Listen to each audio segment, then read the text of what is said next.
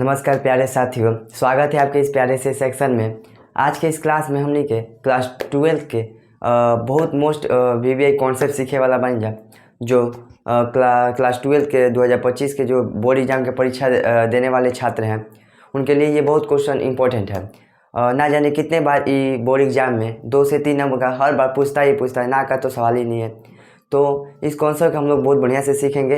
तो चलिए देखते हैं कि हमारा जो कॉन्सेप्ट है वो क्या है।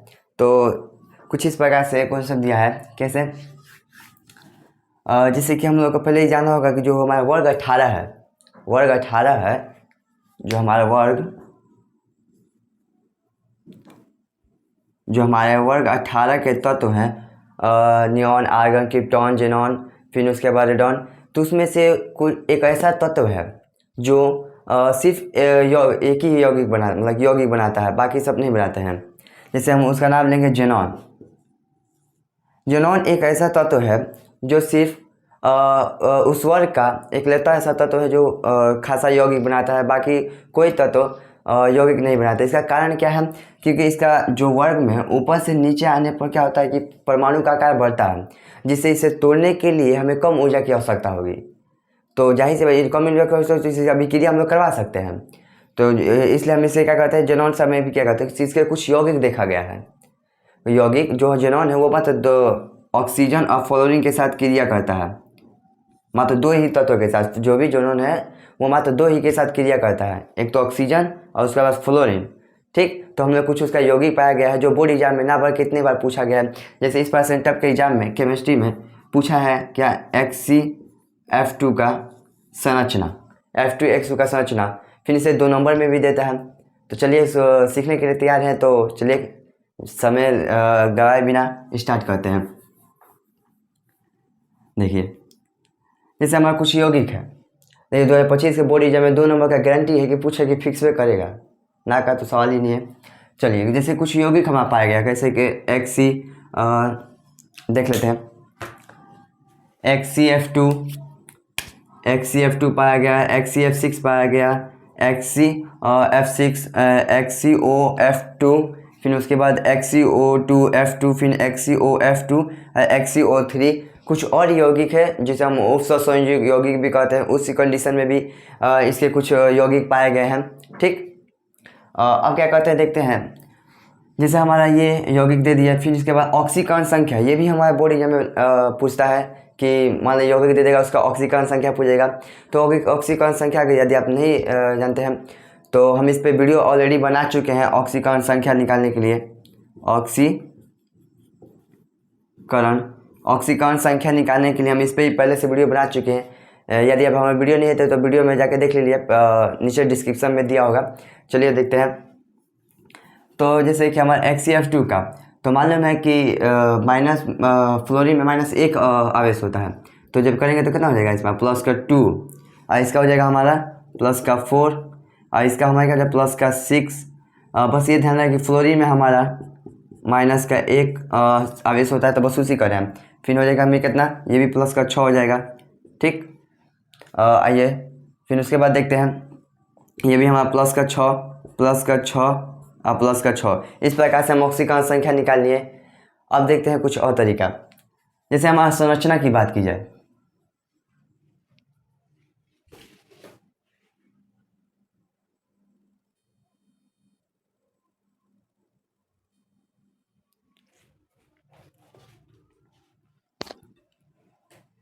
जैसे हमारी संरचना की बात की जाए, यह संरचना ऐसा हमारा पूछ देगा कि संरचना, देखिए पूछने का तरीका क्या है, या तो संरचना पूछेगा या तो प्रसंस्करण पूछेगा। ठीक, तो हमें कोई भी पूछे उसका हम बता देना है। देखिए कैसे, जैसे कि XCF2 का संरचना पूछेगा तो क्या होता है हमारा रेखीय।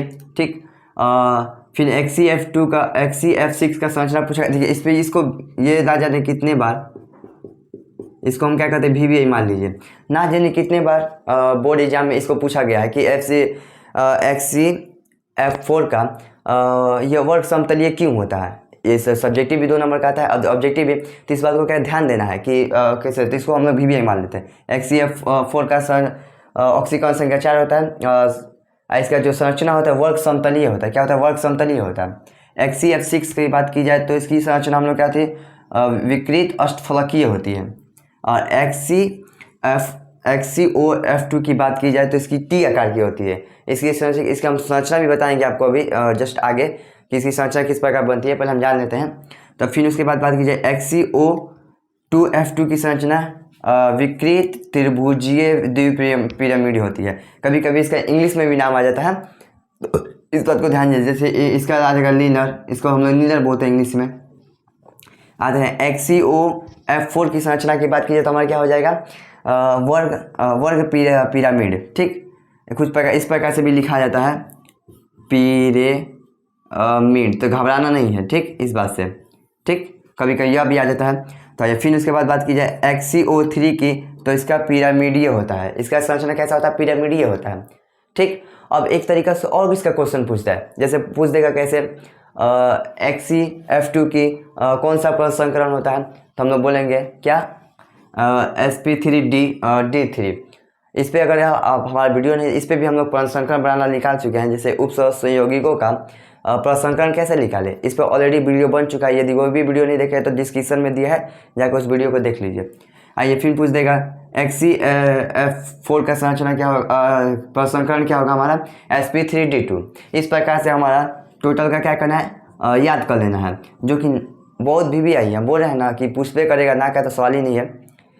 जैसे 2000 परीक्षा में जो बोर्ड का एग्जाम देने वाले हैं छात्रों, उनके लिए 1-2 नंबर बहुत मायने रखता है। यदि जो चाहते हैं 400 प्लस नंबर प्लस करना या 450, तो उनके लिए ये सब इग्नोर करना बहुत गलत बात है।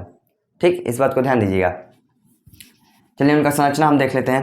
देखिए कुछ इस प्रकार से संरचना है इनका। देखिए जैसे XCF2 की संरचना बात की जाए, जैसे हमारा लोन पेयर, इसमें कुछ इस तरीका का क्वेश्चन पूछता है, पूछ देगा कि XCF2 में लोन पेयर की संख्या कितनी है। लोन पेयर L से लॉन और P से पेयर, तो हमारी कितनी संख्या 3 है, 3। ठीक, तो इसकी संरचना कुछ इस प्रकार से है, जो कि देखिए है। अगर बात की जाए XCF4 की, ये देखिए वर्ग समतलीय है।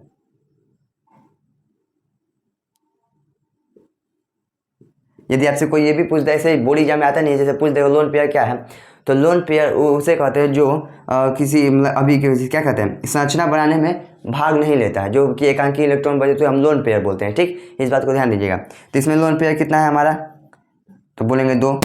इसमें लोन पेयर की बात की जाए तो कितनी हमारी लोन पेयर है, देखिए XC, ये हमारे किसकी संरचना है, XCF6 की संरचना है। ये हमारे किसकी संरचना है, XCF4 लिख देना, इसको उतार लीजिएगा आप। XCF2 ये हमारे किसकी संरचना है, टी आकार। देखिए टी आकार बोले ना, देखिए टी आकार कुछ इस प्रकार से लग रहा है, टी आकार। देखिए ये टी आकार का लग रहा है, टी आकार, तो वो भी टी आकृति है किसकी, तो XCFO2 की, किसकी, XCOF2 की। ठीक, आते हैं नेक्स्ट देखते हैं XCO2F2 की संरचना क्या हमारी, विकृत त्रिभुजीय है। उसकी संरचना किस प्रकार से, विकृत त्रिभुजीय। जैसे जो हमारा ऑक्सीजन होता है वो किसी के साथ डबल बॉन्ड के साथ जुड़ता है, तो डबल बॉन्ड यानी कितना में जुड़ना, ऑक्सीजन 2 जुड़ना है, तो 2 ऑक्सीजन जुड़ गया, 1 और 2, और फ्लोरीन 2 जुड़ना है तो 2, अब बचा कितना, 1 लोन पेयर। सॉरी, इसमें लोन पेयर हमारी कितना है, लोन पेयर की संख्या 1। इसमें लोन पेयर की संख्या कितनी है, इसमें भी 1 है। इसमें लोन पेयर की संख्या, इसमें भी 1 है। अब इसमें पूछेगा लोन पेयर की संख्या, जैसे देखो हमारे किसी XCO3 की संरचना है, ये हमारी किसी है XCO3, जो कि हमारा क्या है, लोन पेयर। इसमें संख्या पूछेगा तो कितना हो जाएगा, 1 हो जाएगा। ठीक, आते हैं ये हमारा किसका संरचना, XCO4 की संरचना है। जैसे ये हमारा XCOF4 की संरचना है, इसमें लोन पेयर हमारा कितना है, 1 है। ठीक, इस प्रकार से कुछ इसे याद कर लेना है, जो कि बहुत ज़रूरी है। यदि आपको वीडियो ये समझ आएगा तो वीडियो को क्या करिएगा, वीडियो को शेयर करिएगा, कमेंट करिएगा। हम आपका क्या कहते हैं, कमेंट का इंतज़ार करेंगे, कमेंट का हम आपका इंतज़ार करेंगे कि आपकी इसका एग्जाम्पल, जैसे हम पूछ देते हैं कुछ क्वेश्चन, हम जैसे पूछ दे रहे हैं। चलिए जैसे पूछ देंगे कि NH3 में लोन पेयर की संख्या, लोन पेयर की संख्या। ठीक, तो वीडियो में नीचे कमेंट करिएगा, आपका कमेंट का इंतजार रहेगा। ठीक, तो मिलते हैं कल के एपिसोड में। आज के लिए इतना ही, धन्यवाद। अगर स्क्रीनशॉट लेना है तो ले सकते हैं।